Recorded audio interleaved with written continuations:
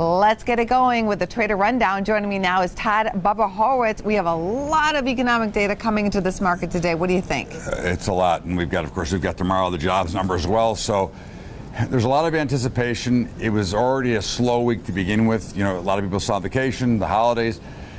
We're waiting for something, and I really don't think it's the economic data. I mean, we know it's big numbers and it means a lot, but does it really mean anything? And I think really the markets are waiting for something out of the economic data that would drive some fear, because obviously the markets have very little fear. Volatility index continues to fall.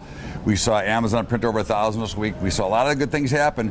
In the meantime, economic data has been very mediocre, and here we are. But this could be a market moving end of the week, perhaps. Well, absolutely. Anything could be market moving, but again, one of the things that we learned today is we know that because of the amount of information flowing, that a lot of people can actually figure out these numbers ahead of time. The big banks already kind of know what this number is going to be, and they're already positioned, in my opinion, properly for those kind of numbers. So that's why we don't see those big volatile moves. So in my opinion, markets are waiting for something that we can't put our finger on right now, because it feels like they want to sell off, but until they do, they're going to go higher or they're going to sit still, and that's really what we're seeing. NASDAQ really strong, Russell really weak, the S&P and Dow in the middle. We are starting out a new month here, so we're starting to hit, it feels like the summer slump already for some reason. It's been like the summer slump since last year. I mean, it's been really quiet, and of course volume drifts, gets slower every single day.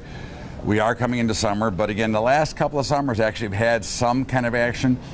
It really isn't the same as it was back, years ago, where the summer really meant something. Now we kind of trade all the time because everybody's got access to trading at any moment. So it changes the dynamics, and because we're much more global right now, it's really a lot of things happen overnight that don't necessarily affect during the day. Well, thank you for coming on the show. My pleasure.